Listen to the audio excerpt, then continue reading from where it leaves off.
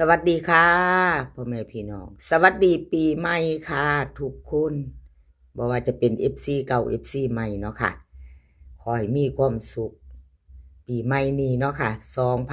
2026ให้มีความสุขให้สุขภาพแข็งแรงกันทุกคนเนาะค่ะมาพบมาพอกับเจตาพารวยค่ะในทางช่อง YouTube เหมือนเดิม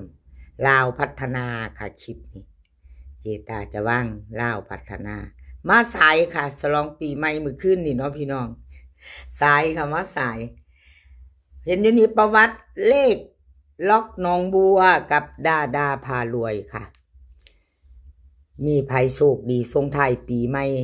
ส่งท้ายปีเก่าต้อนรับปีใหม่เนาะค่ะดาพารวยคนสวยในช่องเพิ่นเข้าไปเนาะ54145เพิ่นเข้าไป45เนาะค่ะล่างเต็มเน้นเนาะค่ะวิ่งลูดเพิ่นก็เข้าไปมีไผได้ก็ดีใจนํค่ะ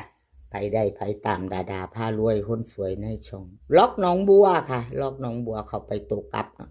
เข้าไป54ค่ะลาวพัฒนาออก45 2เซียนดังค่ะคลิปนี้จะมี3เซียนค่ะจะมีดาพารวยเลขล็อกหนองบัวรับสายด่วนค่ะมี3เซียนดังในคลิปนี้เนาะค่ะใครจะตามของผู้ใดก็เตรียมแคปหน้าจอไว้เนาะมาเบิ่งของดาก่อนเนาะค่ะพี่น้องเบิ่งของดาพารวยก่อนแนวทางใหม่ของเพิ่นเนาะค่ะเพิ่นให้มาไว้อยู่เจตาผัดลงสายเนาะค่ะว่าจะแล้วดาพารวยคนสวยในช่องเบิ่งประวัติเพิ่นอีกคนพี่น้องเบิ่งประวัติจากหลุดไปวันที่29ดาพารวยคนสวยในช่องให้มาแล้วแนวทางใหม่ต้อนรับปีใหม่กันค่ะมื้ออื่นเป็นวันศุกร์เนาะวันศุกร์ที่2ไปต่อแคปหน้าจอไปต่อกับดาพารวยใครจะไปต่อกับเพิ่นเตรียมแคปหน้าจอเนาะค่ะคนสวยในช่องกราบขอบคุญขอบคุณดาพารวยคนสวยหลายๆเด้อค่ะ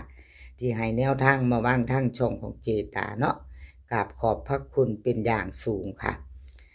ดาพารวยค่ะลาวพัฒนาวิ่งลูดค่ะเพิ่นให้มา8กับ9 2ตัว4หางค่ะ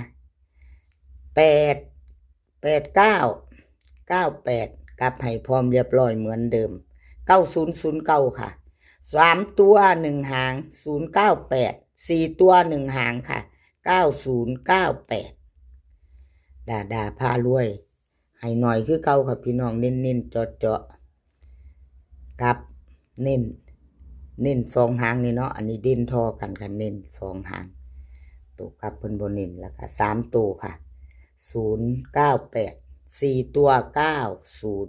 9098แคปหน้าจอค่ะไปต่อกับดาพารวยคนสวยในช่องเนาะจะได้โชคดีปีใหม่กันเป็นมื้ออื่นวันศุกร์20:30เนาะค่ะเป็นวันที่2ของเดือนแรกเดือนมกราคมเนาะค่ะพี่น้อง2026เนาะมาไปต่อกันมันเฮ่งๆกันเนาะพี่น้องใส่ปีใหม่เนาะใครได้ก็ดีใจนำค่ะดีใจด้วยให้โชคดีให้มันกันทุกคนใส่ปีใหม่เนาะค่ะใครได้ก็ดีใจนำไปต่อวันที่2มื้ออื่นล็อกหนองบัวค่ะเตรียมแคปหน้าจอค่ะพี่น้องล็อกหนองบัวไปจะไปต่อกับเพิ่นมื้ออื่นวันศุกร์เลขล็อกหนองบัวค่ะเพิ่นก็เข้าไป541 3ตัวบน45ล่างเนาะเพิ่นเข้าตัวกลับค่ะวิ่งรูดเพิ่นเข้าตัวนึงล็อกหนองบัวเข้ามาตัวเดียว2ตัวมา1ตัว29หลุดไปเนาะค่ะ2งวดเจตาให้เบิ่งเลขล็อกหนองบัวค่ะเข้าไป54ล่างเป่าไปตัวกลับเนาะค่ะแนวทางใหม่เพิ่นให้มาแล้วค่ะพี่น้องให้มาแล้วไปต่อกันปีใหม่มื้ออื่นกับขอบคุญขอบคุณเลขล็อกหนองบัวหลายๆเด้อค่ะที่ให้แนวทางมาวางทางช่องของเจตากับขอบพระคุณเป็นอย่างสูงค่ะเลขล็อกหนองบัว เลขล็อกหนองบัวลาวพัฒนาวันที่2เนาะค่ะวันที่2วิ่งรูดเพิ่นให้มา7กับ5ค่ะ7กับ5 2ตัว4หาง74 73 59 58ค่ะเบิ้ล77 55 3ตัว3หาง573 579 558ค่ะวิ่งรูดเพิ่นเด่นเท่ากันค่ะล็อกหนองบัวเด่นเท่ากัน7กับ5เนาะวงกลมให้เท่ากัน2ตัว2หางค่ะ73กับ59เพิ่นเน้นให้2หางเนาะ3ตัวเน้นหางเดียว573ค่ะเลขล็อกหนองบัวใครจะไปต่อกับเพิ่นก็เตรียมแคปหน้าจอเนาะค่ะกับขอบบุญขอบคุณเลขล็อกหนองบัวหลายๆที่ให้แนวทางมาบ้างทางช่องเนาะFC ก็คอยโชคดีปีใหม่กันทุกคนเนาะค่ะปีใหม่แล้วมาไปต่อค่ะแคปหน้าจอล็อกหนองบัวแล้วเฮามาไปต่อเป็นของใครแคปหน้าจอแล้วจะได้ไปต่อเลขทุกตัวเอามาวางเพื่อเป็นแนวทางค่ะโปรดใช้วิจารณญาณในการรับชมเป็นอย่างสูงเนาะค่ะเป็นเพียงแนวทางเป็นเพียงแนวทางรับสายด่วนค่ะ FC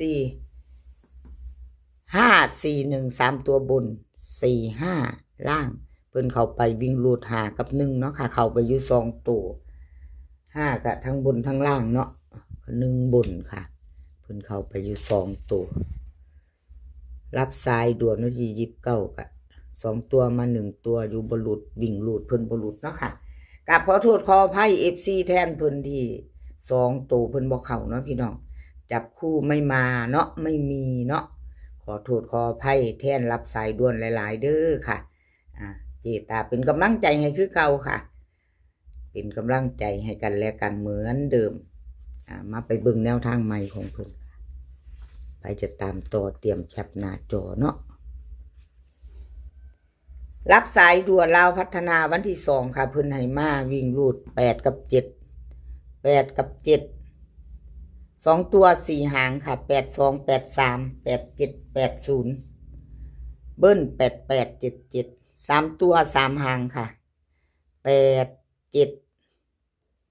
0 7 8 2 7 7 1ค่ะแคปหน้าจอค่ะใครจะไปต่อกับรับสายด่วนเนาะแคปหน้าจอไว้รุ่นกันเป็นวันศุกร์วันที่2เนาะค่ะรับสายด่วนกับขอบบุญขอบคุณรับสายด่วนหลายๆค่ะที่ให้แนวทางมาว่างทางช่องเนาะกับขอบพระคุณเป็นอย่างสูงวิ่งรูดเป็นเด่นทอกันเนาะค่ะเด่นเท่ากัน8กับ7เน้น2หางค่ะ82กับ70 3ตัวค่ะเน้นหางเดียว7 8 2เบิ้ลอย่าลืมตัวเบิ้ลเด้อพี่น้องวันศุกร์ตัวเบิ้ล88กับ77เนาะค่ะชอบกระจัดขัดกระพานค่ะแนวทางของรับสายด่วนเล่าพัฒนาเป็นวันที่2 ทุ่มครึ่งเนาะค่ะชอบก็จัดขัดก็ผ่านเนาะ FC ใหม่ถ้าผ่านพึ่งผ่านเขาไม่เห็นเนาะค่ะพี่น้องพึ่งผ่านเข้ามาเห็นวันยังบ่ทันกดติดตามก็กดติดตามไว้ค่ะแล้วก็อย่าลืมกดกระดิ่งแจ้งเตือนจะได้บ่พลาดคลิปใหม่ๆของเจตาเนาะถ้าชอบก็จัดขัดกระพานค่ะถ้าชอบในทางเดียวกันแล้วก็ในคลิปนี้เนาะค่ะในคลิปนี้ในช่องของเจตาพึ่งเขามาเห็นก็กดติดตามไว้เนาะถ้าชอบ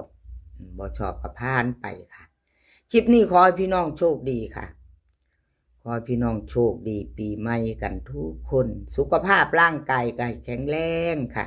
ให้แข็งแรงขึ้นดีกว่าเก่าเนาะสุขภาพร่างกายให้แข็งแร